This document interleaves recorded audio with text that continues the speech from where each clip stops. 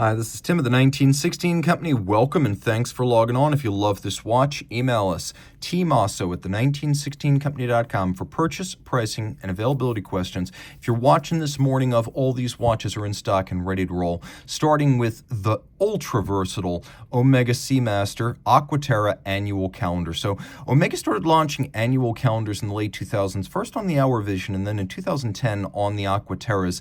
And I really feel like that is the winning bid because the Aqua Terra style is far less polarizing than the Hour Vision, and you also get more capability with screw-down crown, tons of luminescence, and 150-meter water resistance. So this is the 43mm steel version of the Aqua Terra Annual, and you can see, though it's a big watch, it does fit my wrist. Now, I do think that if your wrist is any smaller than my 16cm circumference wrist here, you'd want to go with the 38.5mm version of this watch. If your wrist is my size or larger, game on with this example. Now, the watch features a full clasp, which is wonderful because it's also equipped with a delightfully upscale, large rectangular scale alligator leather strap, indicating that Omega considered this to be something of a flagship watch. We have the teak deck concept on the dial, where you've got this metallic blue set of striations designed to emulate the deck of a fine yacht. No shortage of luminescence. While this isn't a diving Seamaster, it is still a sports watch, and you'll note all three hands are luminescent. The watch features an annual calendar in the form of a month and a date. So you only need to make one change per year, one correction annually during the jump from February to March. And take note, there's a hacking seconds function, but there's also a double quickset where you can adjust both of the calendar apertures by turning clockwise and counterclockwise. So very easy to do, extremely user-friendly, highly water-resistant, and also anti-magnetic thanks to a silicone hairspring and an anti-magnetic escapement, 60-hour power reserve twin barrels. It's also very shock-resistant thanks to a free-sprung barrel, or I should say a free-sprung balance, and a full balance bridge. Speaking of the barrels, there are two of them, and the idea being that this will even out the ebb and flow of the torque, so you have a very flat torque curve for most of the wind of the barrels. You don't have a watch that races when fully wound or loses a lot of time as it discharges. The coax is present as ever. George Daniels coaxial now in this application in its tri-level form. So a really cool watch that offers a lot of functionality and value. But let's say you want to go a little bit more upscale now, and you want a watch from a true high horology brand. Well, without any compromises here, we've got a Jaeger-LeCoultre. This is the original Amvox, which was heavily inspired by the Polaris 68. So you got to remember, the tribute to Polaris did not come out until 2008. This came out in 2004, and in a lot of ways, this was a tribute to Polaris before the tribute. So you've got some elements that are Aston Martin inspired, like you could see how, let's say maybe 270 degrees of the dial is calibrated. There's nothing at the bottom, just as there is nothing at the bottom of an automotive speedometer or tachometer. And then you have the elements that are clearly Polaris inspired, like the triple crown, like the resonator apertures in the case back, like the internal rotating bezel, which can be used for timing, and also the specific type of hand and the font used for the numerals drawn heavily from the old Polaris. You line up the index, and this is the index right here. Now you've got a timing instrument, which is a count-up timer. We'll do a loom shot so you can see how legible this watch is in the dark. It's actually quite respectable in that regard. And along those lines, I should probably mention that it is possible to both set the watch and set the alarm in the dark.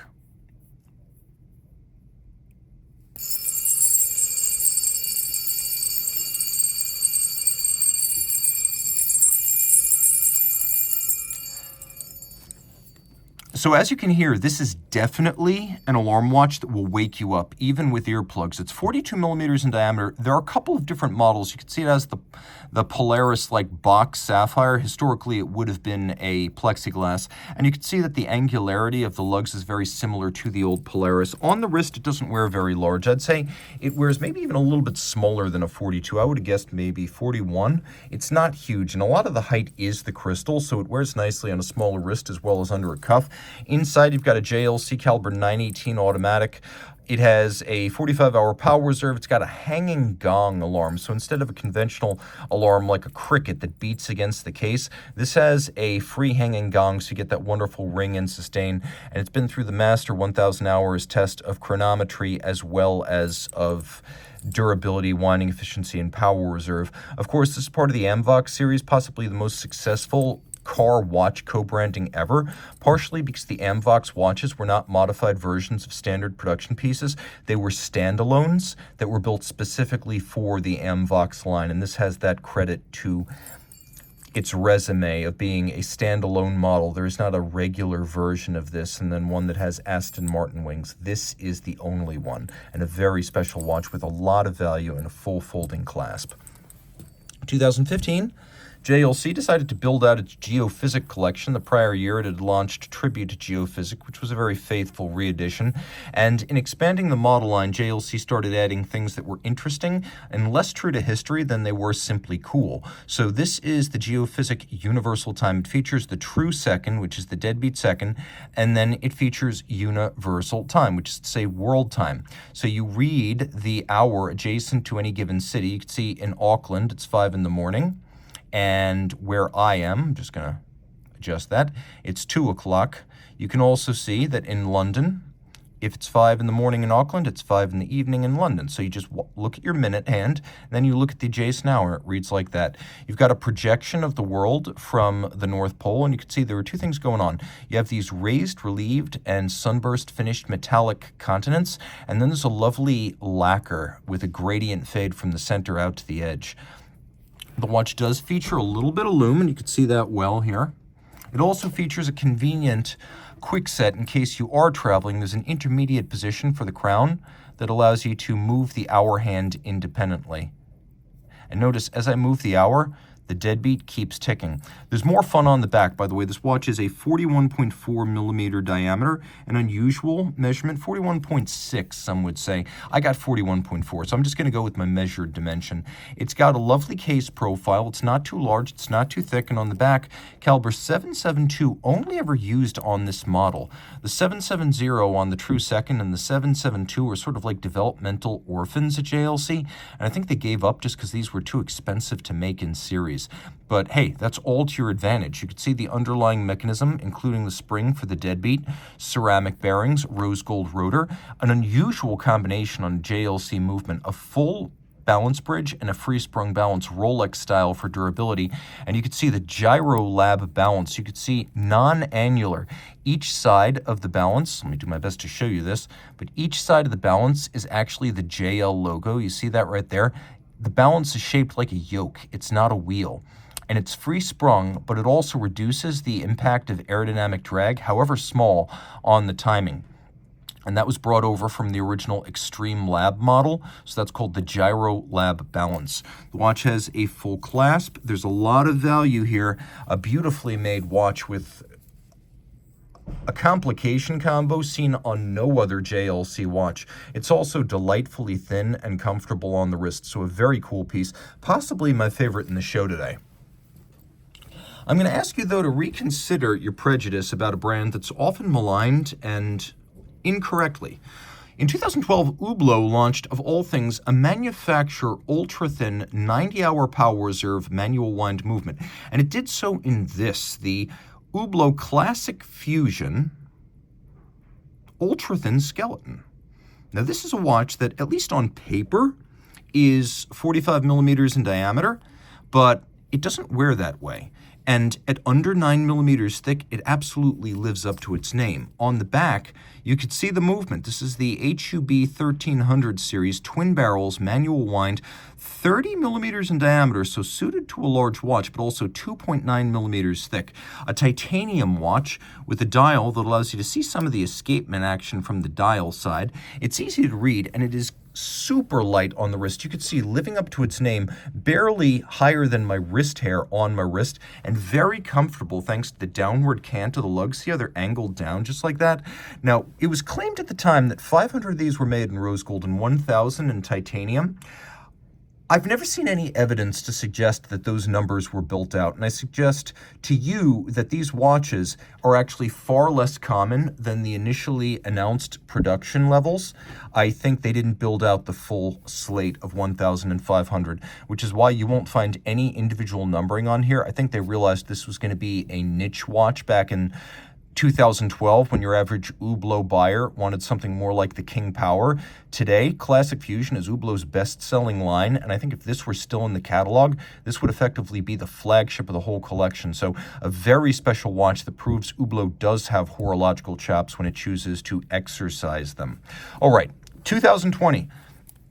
Moser and Ahmed Siddiqui and Sons celebrate 70 years of Siddiqui. This is the Endeavour Malachite Curators of Time. So Siddiqui, 1950 to 2020, 8 pieces in DLC black and steel. We have caliber HMC 200, free sprung, full balance bridge, magic lever, bidirectional winding with ceramic bearings, and a 72-hour power reserve plus stop seconds. It is a shapely, compact, thin, and beautiful watch with a custom strap that includes a contrasting green binding, a lovely set of concave hollows in profile, a concave bezel, and then a dial of genuine stone malachite, finished and fitted by a lapidary. No two, even among the 8, exactly the same. A really special watch that looks beautiful and wears with drama. It's a timepiece for the ages from a company that is famous for strong design language and discreet branding. So you know, just looking at this, that it's a Moser, but doesn't declare Moser made it. Doesn't even declare that it's Swiss made, because Moser watches are always 95 to 100% Swiss. And the Swiss-made logo is for those who are 60% Swiss or more. So Moser does not use the lesser standard Swiss-made on its dial. And its design language is now so strong, it doesn't even put Moser on its dial. My gosh. There's a company in Geneva, across from Pont Hans Wilsdorf, that could take a lesson from this. Now, here's something very special for the true connoisseurs and collectors out there. Those of you who remember Breguet under the Chaumet brothers from the 70s through the late 80s know that a combination of Francois Baudet in management and Louis-Maurice Caillet and Daniel Roth in watchmaking created the modern-day Breguet aesthetic and design ethic, as well as the standards that would make the company so appealing to Swatch when Swatch eventually took it over. Well, there was no real set reference for what a Breguet wristwatch would look like in the era of luxury. Breguet had made some utilitarian watches, most notably the Type 20 in the middle of the 20th century, pocket watches before that, and in general had not mass-produced truly fine wristwatches for a long time. Now, Daniel Roth decided that Breguet's wristwatches would look like this. Pastille lugs welded on, cold-rolled coined case, domed bezel with a matching case back and their flanges defining the mid-case, a cabochon crown, a solid gold dial cut on lathes, guilloche, and then imagery taken from the era of Breguet himself, as this model right here, the 3137, features a dial inspired by Breguet pocket watch number 5. The 3130, which is the standard version of this 36mm yellow gold watch, that came out in 1983, and there was only a brief window between the arrival of the 3137 with display case back and engraved movement and the cabochon crown. So what I'm saying here is the 3137, when you see Breguets from this era, 7 at the end means a display caseback with an engraved movement. Previously, the movements had been under a solid caseback, but it was not long after this model appeared that the cabochon sapphire disappeared. So it is incredibly rare and mostly pre-1991 to find a 3137 with the display caseback and the engraved movement, plus the older style cabochon crown. Now, yes, this is all freehand engraved in a florizan. That's a floral motif. Now, florizan, which is also known as banknote scrolling, includes a lot of vines, ivies, volutes, and even some blooms, as you could see, to give it that sort of organic aesthetic, as though this grew from the firmament. And you can see that no two of these could ever be exactly alike, because this is all freehand engraving without an engine, without a lathe, without a drill bit or a laser. The bevels of the bridges are still mirror polished. Everything is gold gilded. It's a Piguet P71, so So automatic winding, a 2.4 millimeter ultra thin 3/4 style rotor. You can see Breguet has updated it to a free sprung balance. And then you've got on the dial side the power reserve indicator. Power reserve is actually 45 to 50 hours. You've got the moon phase and then a pointer style date. Throw the watch on the wrist, beautifully discreet, compact, elegant, and timeless. This is destined someday to be as collectible as the Daniel Roth watches made from 1989 to 1994 when he was running that brand.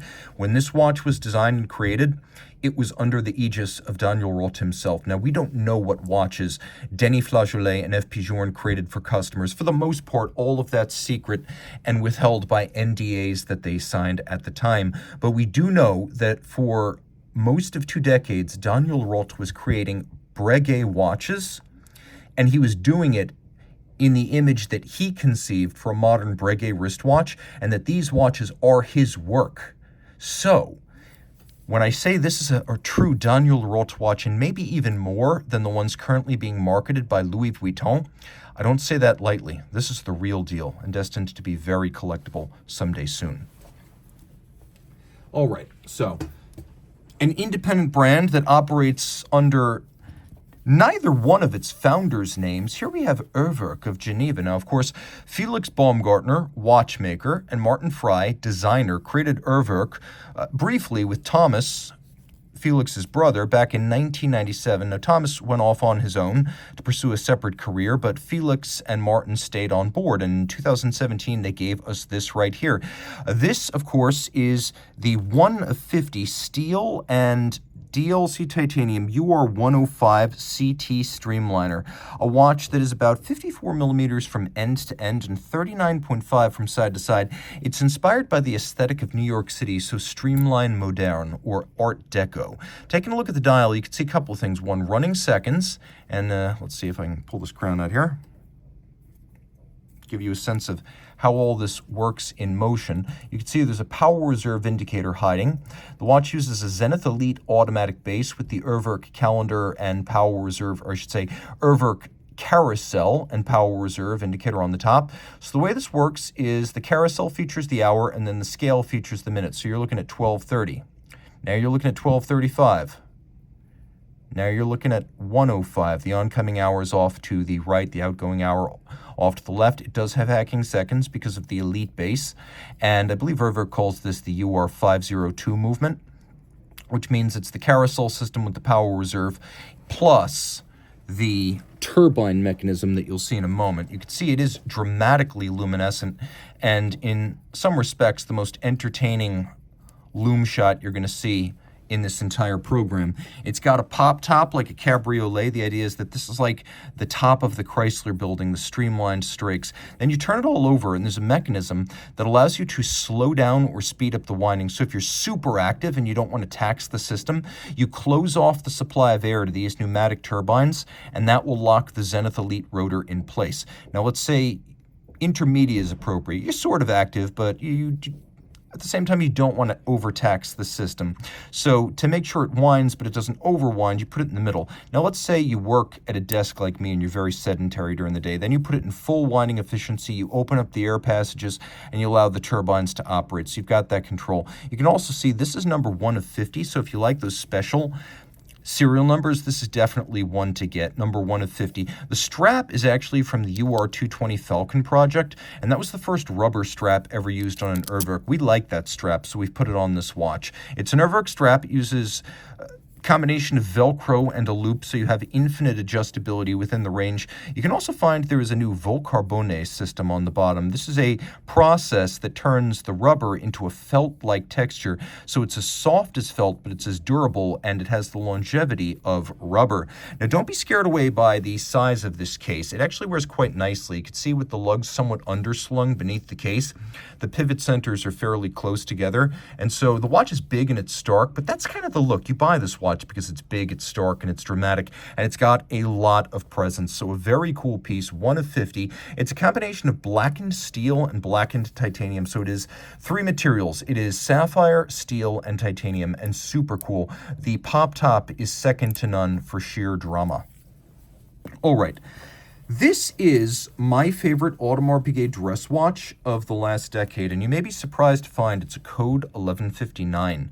So what happened in 2019 was Audemars Piguet replaced the Jules Audemars dress watch line with the code 1159, and immediately people were up in arms. The automatic and the chronograph in particular did not look as expensive as they were, and even though they're gold embellished, lacquered dials were expensive to make, they were also monotone, which looked cheap. So AP quickly set about reimagining the code 1159, and it came out with this brilliant 99-piece white gold edition inspired by Moscow's Bolshoi Theater. So this is the Bolshoi, the code 1159 self-winding Bolshoi Theater. So now we have a fired, smoked enamel dial with a color gradient and a lacquered chapter ring outboard. We also have white gold indices, quarter Arabic numerals, baton hands, and counterweighted lancet-style seconds. Absolutely gorgeous. This is what the code should have been from the beginning. So it's 50 millimeters lug to lug, 41 diameter. It's only about 10.8 thick, so it's not a thick watch. You can see that it has hexagonal bolts holding the bars that retain the strap, and you can see the same in the buckle, which is specific to the model. And so you have the little reference to the hexagonal bolts on the Royal Oak bezel, but you also have a rounded midcase, which is a rounded polygon, again, like the Royal Oak. The watch also features these lovely, airy, open, buttress-like lugs with micro beveling around their interior. You can see that the crystal is actually not completely flat, and it creates dramatic refractory patterns, unlike anything else. This is one of the many subtle nuances the 1159 that got lost in the initial release. Now, I realize Russia is not very popular right now, and there are good reasons for that, but I would also say that there is a lot of redeeming cultural quality to Russian history. And so, in fairness, Russian opera and ballet have always been world-leading, and the Bolshoi Theater is home to the opera and the ballet that are the signature of that venue in Moscow. So, in hopes of better times to come and in memories of times past, we celebrate that cultural and artistic legacy with what might be Audemars Piguet's coolest looking rotor ever. So we've got the theater, we've got the little cherubs, and we've got this incredible combination of freehand engraving and a lot of sharp interior angle beveling. I mean, almost too many to shake a stick at, so this is a beautiful movement. 3-day power reserve and a properly sized caliber 4302, so this is 32 millimeters in diameter. The old 3120 was about 26, so this is a much better fit for a big watch. 4 hertz beat rate, free sprung balance, full balance bridge, Gyromax style balance, hacking, quickset, and then that incredible, really enamel fired dial with the lacquer Rejo outboard. A super cool watch, possibly AP's best dress watch of the last decade. I definitely think that, and I loved the old Jules Audemars line, so definitely give this one a thought because you won't find many finer dress watches or better non-Royal Oak efforts from Audemars Piguet today. So reach out to Team Mosso at the1916company.com for purchase pricing and availability questions regarding any of these watches.